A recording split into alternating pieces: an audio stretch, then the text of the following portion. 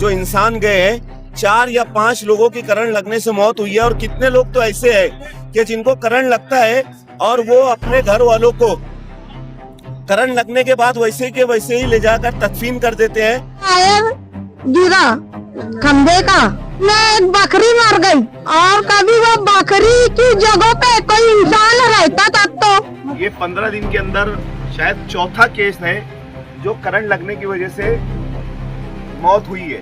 MPSL company ऐसा समझती है क्या मालेगांव शहर के जितने भी लोग हैं ये समझती है क्या इनकी कोई जान का मूल्य नहीं है। 3 दिन पहले एक बकरी गई, बकरीद के पीरियड में एक जानवर गया, उससे पहले कई इंसानों की जानें गई। ये मेरी बकरी भी करंट से मर गई। जानवर बंधा हुआ था और जब भी लाइट आ गई और हमारे जानवर का ऐसा नुकसान हो गया। मतलब कि पहले हम लोगों ने बहुत बार कंप्लेन किए लेकिन कोई आके कोई सुनवाई नहीं करता। ये कैसे लगा बेटा करंट तुमको? बॉल निकाल रहे थे। काय पे से बॉल निकाल रहे थे?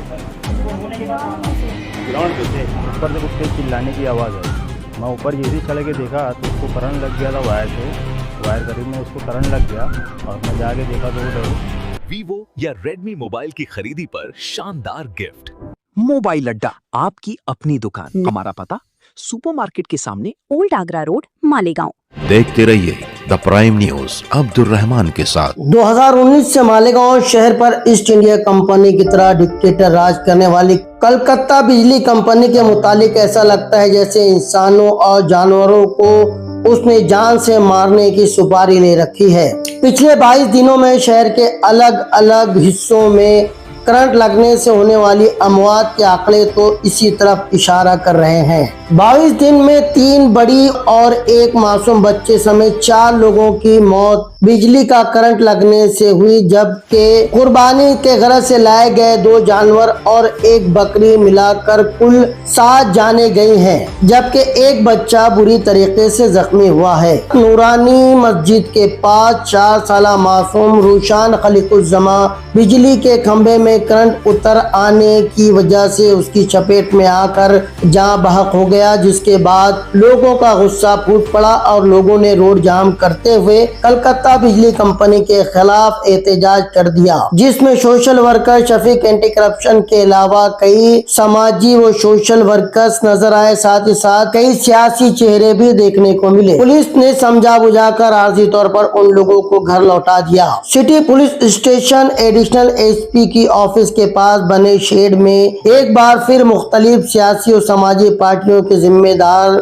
इकट्ठा हुए, जहां DYSP बरवाल की क़यादत में कलकत्ता बिजली कंपनी के CEO प्रेम सिंह से बातचीत की गई, जिसके बाद मरने वाले बच्चे के अहले खाना को 8 लाख रुपए मुआवजा दिए जाने की बात सामने आई है। साथ ही साथ इलेक्ट्रिक पोल पर 8 फीट तक PVC पाइप चढ़ाने की बात भी की गई है। पिछले 22 दिनों में अब तक 4 लोगों की जाने गई, जबकि 3 जानवर भी जहां बक हुए। 19 मई को शाहप्लॉट इलाके में मोहम्मद इसहाक मोहम्मद गनी नामी 33 साला नौजवान वेल्डिंग काम करते वक्त 11,000 वाट की हाई वोल्टेज तार की जद में आकर जहां बहक हो गया।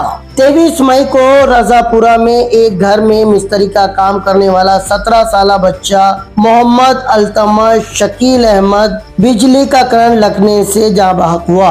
25 मई को फार्मेसी नगर जाफर तैयार मस्जिद के पास खंबे में बंधे कुर्बानी के 1 जानवर की करंट लगने से मौत वाक़ई हो गई। उसके ठीक 2 दिन बाद बिल्कुल ठीक इसी तरीके से नूर बाग में खंबे से बंधे हुए कुर्बानी के 1 जानवर की भी करंट लगने से मौत की बात सामने आई। 3 जून को कुसुम्बा रोड पोल्ट्री फार्म के पीछे वाली गली में बिजली के तार टूटकर पतरे के घरों की छतों पर गिर जाने की वजह से कई घरों में करंट दौड़ गया।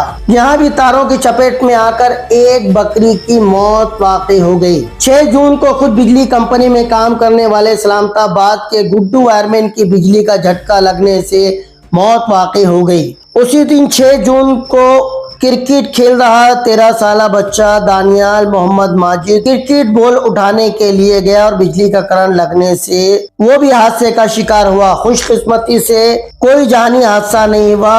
फिलहाल वो जेरे इलाज है।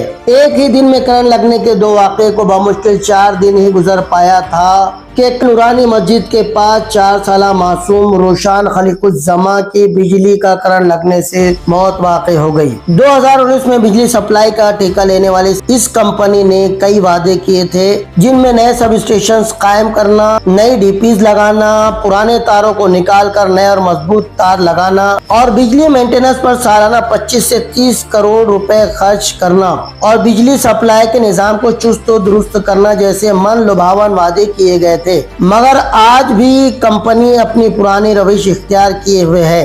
घरों की छतों पर 11,000 वोल्ट की हाई वोल्टेज लाइनें झूलती नजर आती है और हादसों को दावत देती नजर आती हैं। कई जगह रास्ते के बीच पुराने वक्तों से चले आ रहे बिजली के खंभे रास्तों की रुकावट बने हुए हैं। पुरानी डीपीओ से घरों की छतों पर टपकने वाले ऑयल से आग लगने के कई बड़े हादसे हो चुके हैं। मगर 2019 से शहर पर काबिज मोटी चमड़ी वाली बिजली कंपनी के कानों पर जूं तक नहीं रेंगती। तेजी से घूमने वाले बिजली के मीटरों के जरिए करोड़ों रुपए आवाम की आंखों में धूल झोंक कर ढिठाई और दादागिरी से वसूले जा रहे हैं।